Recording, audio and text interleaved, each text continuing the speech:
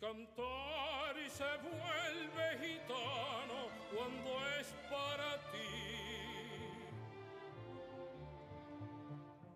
Mi cantar hecho de fantasía, mi cantar flor de melancolía, yo te vengo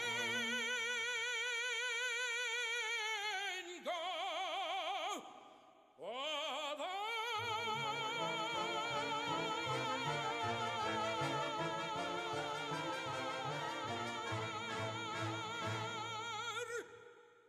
Granada, tierra ensangrentada. Enrique Pina, probablemente y con toda seguridad, el tenor mejor posicionado hoy a nivel internacional de la República Dominicana, es nuestro invitado de esta noche. Muy buenas noches, gracias por aceptar nuestra invitación. Gracias, Miguel. Me siento muy contento y muy orgulloso de tenerte aquí con nosotros. Bueno, yo también, el sentimiento es recíproco de estar aquí, de esta oportunidad que tú me das de hacer conocer a los dominicanos mi trabajo en el extranjero. Bueno, en ese Granada que fue interpretada, yo he tenido el privilegio de escucharte muchas veces, especialmente con esa canción de Ernesto Lecuona, ¿no? Que es una Sí, canción no, de Agustín Lara, perdón, Sí. sí. Que es una de las canciones preferidas, está en todos los repertorios de los grandes tenores Claro. Hoy en día. Sí. Pero ahí noté en esa primero una nota sumamente difícil, un si bemol, que yo te vengo. Y lo más difícil no es el si bemol, para que tú veas cómo son las cosas. Lo más difícil es mantener la nota que sigue, que te vengo a dar, junto con la orquesta por todos esos compases. Eso es lo más... Eso es casi coloratura, ¿no? Bueno, no, pero es más difícil mantener esa nota por encima de la orquesta. Bueno, lo que yo encuentro extraordinario es tu capacidad de extensión, ¿no? Tienes una extensión tremenda, que muy pocos tenores modernos la tienen. Eso me lo dio la naturaleza, porque yo empecé a estudiar canto precisamente porque Betico Payán, que era el director del coro de la iglesia donde yo empecé a cantar. Aquí en República Dominicana. Aquí en República Dominicana, siendo un adolescente. Cuando él empezó a catalogar las voces, yo empecé a subir muchísimo. Y él se emocionó tanto que mandó a pedir un pedazo de papel y una pluma para apuntarme el teléfono de Ivonne Asa, que fue mi querida primera profesora de canto aquí. ¿No habías tenido ninguna experiencia? Ninguna, primera vez que abro la boca para cantar en ese momento de mi vida. Ay. Y fue la primera vez que oí el término tenor. No conocía nada de voz. Y cuando él estaba tan entusiasmado con eso, yo inclusive llegué a pensar, este hombre está como medio chiflado, tú sabes. ¿Qué edad tenían cuando eso? 17 años. 17 años. Y cuando fui donde Ivonne Asa, que era una autoridad ya que yo reconocía, que ella me dijo lo mismo, mira, esta nota, tú has llegado a esta nota sin escuela. Esta nota no la tienen todos los tenores, yo no me acuerdo ahora qué nota era. Me dijo, tú efectivamente deberías estudiar. Entonces yo en ese momento rehabilité a don Betico Payán, un querido amigo y mi primer mentor en la música. Y dije, no, él no estaba chiflado, él sabía lo que estaba diciendo, el ignorante soy yo. Yo tuve la oportunidad, inigualable, ¿no?, de oírte cantar en tus inicios en Roma, en la embajada, en la casa del embajador Guido Don de Yuyo de Alessandro, querido Don Yuyo. Así, hace mucho, tú eras muy jovencito, Sí. Tu voz era mucho más lírica, más ligera, Sí, claro. pero una voz siempre muy hermosa y con una capacidad tremenda. ¿Cómo se transformó tu voz? Porque tu voz es hoy mucho más madura, es mucho más potente que la que era entonces, ¿no? Bueno, es una Es cuestión... un poco más oscura, pero... Sí, es un evolucionar natural de cuando tú cuidas tu instrumento. ¿Ves? Así Porque hay instrumentos que se dañan en el tiempo. Así es. El instrumento va madurando, sobre todo cuando tú vas adquiriendo más capacidad pulmonar. Tú mismo te vuelves más ancho, tu capacidad torácica se vuelve más ancha. La voz madura, porque mi voz hablada no es la que yo tenía de adolescente, es una voz más madura. Entonces el instrumento madura sobre todo, como te dije, si lo cuidas, porque hay que tener un cuidado enorme, porque de aquí no hay repuesto. Bueno, cuando tú dices que hay que cuidar su instrumento, significa que tú rehusas papeles para lo cual tu voz no es apropiada, ¿no? Exactamente. exactamente. ¿Cuáles serían esos papeles? Mira, te voy a poner un ejemplo. A mí me han ofrecido muchas veces payaso, no lo acepto. Me han ofrecido el calaf de la Turandot. Yo tengo la extensión para hacer el calaf. ¿Qué pasa con el calaf de la Turandot? Que tú cantas todo el tiempo junto con los metales de la orquesta.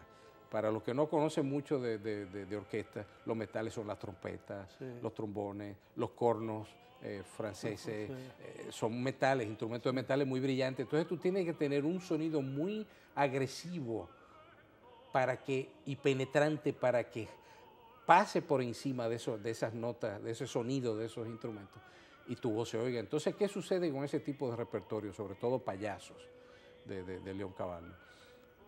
Que al tú desarrollar ese sonido agresivo, porque se puede desarrollar, entonces tú pierdes la ductilidad en la voz.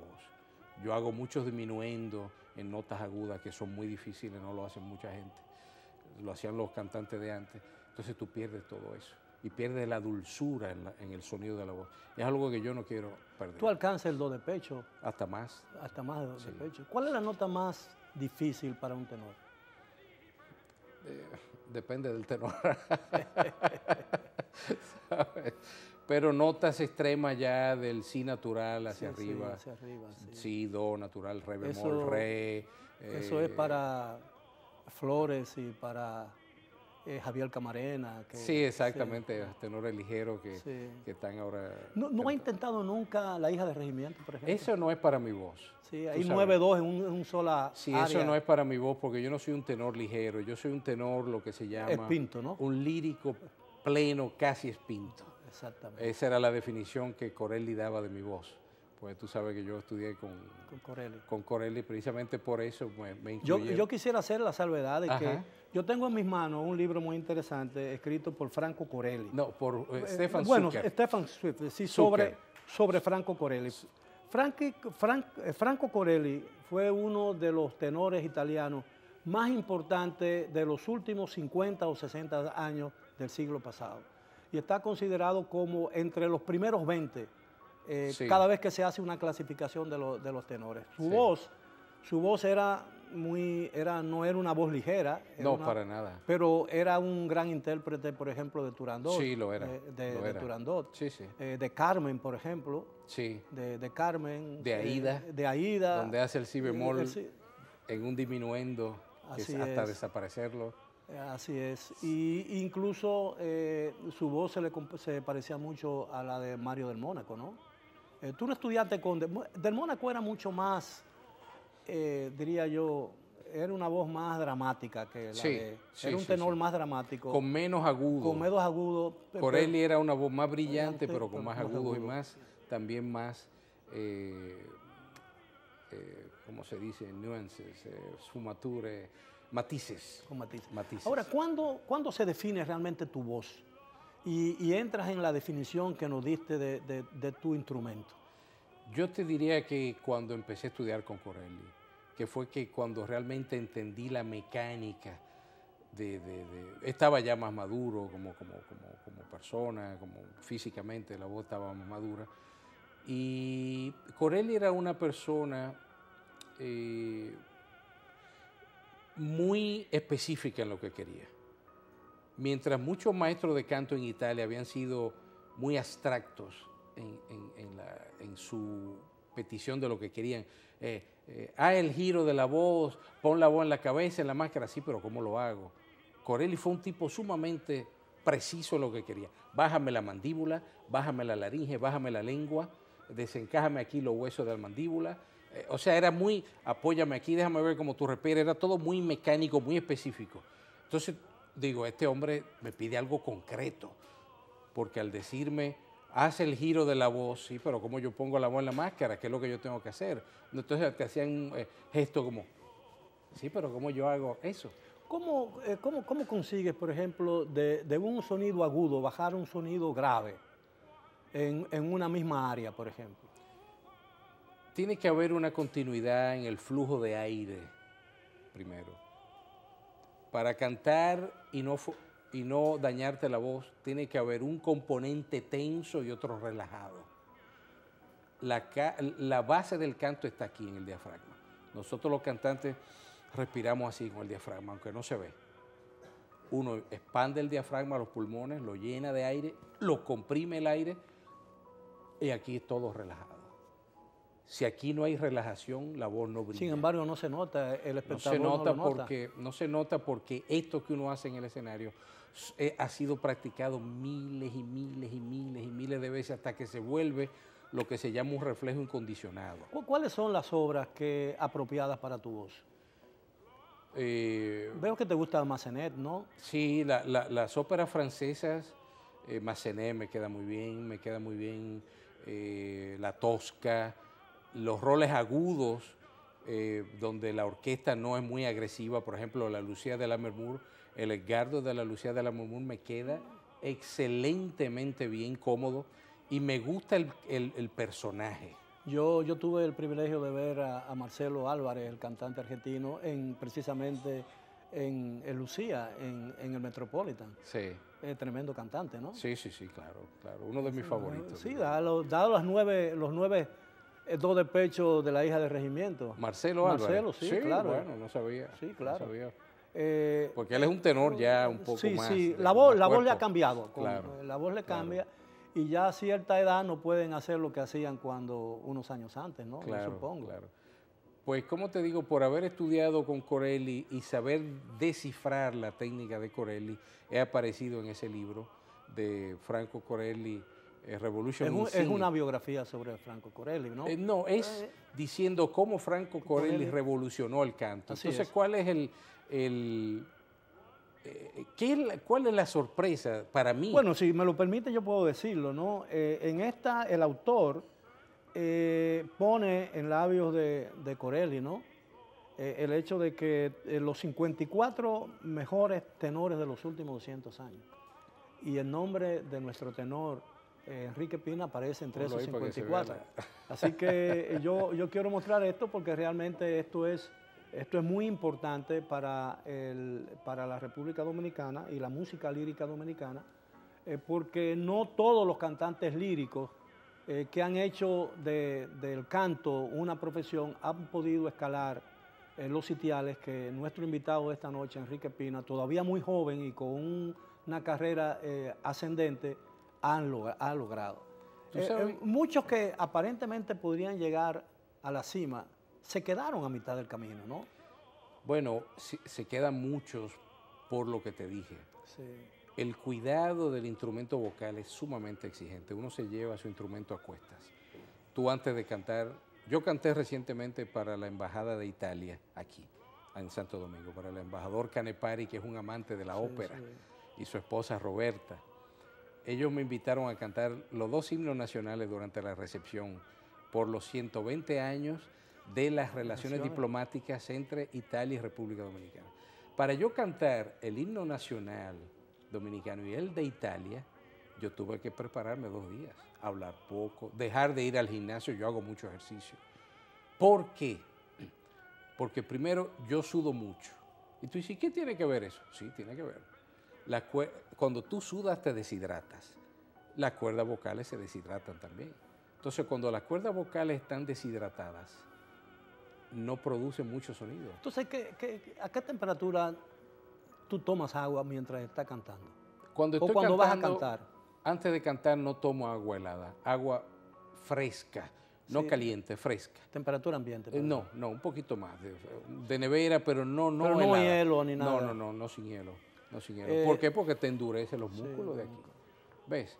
Después que canto y cuando no tengo que cantar, yo tomo agua con hielo y no importa.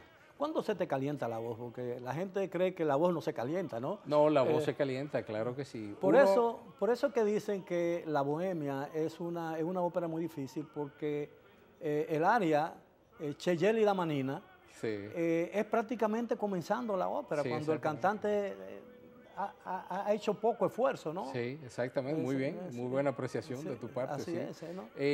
Nosotros los cantantes de ópera, yo hablo de mí, porque tú sabes que cada uno tiene su ritual.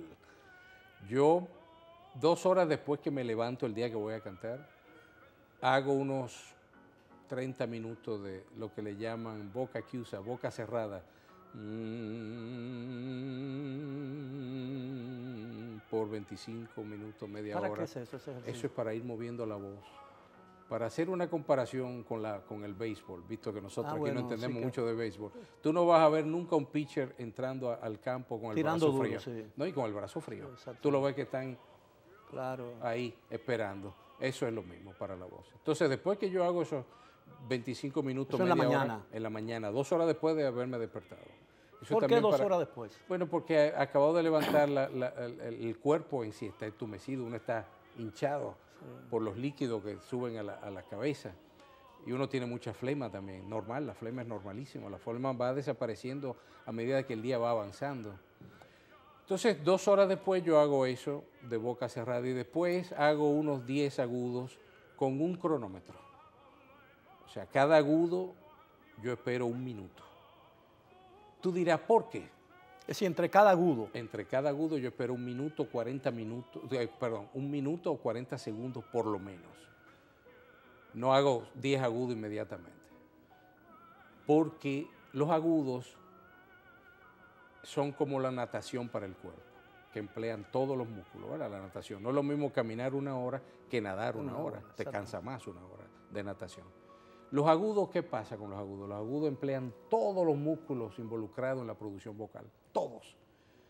Entonces tú tienes que darle descanso a la voz, los agudos cansan mucho. Y ese es el motivo por el cual uno dando agudos se puede quedar ronco.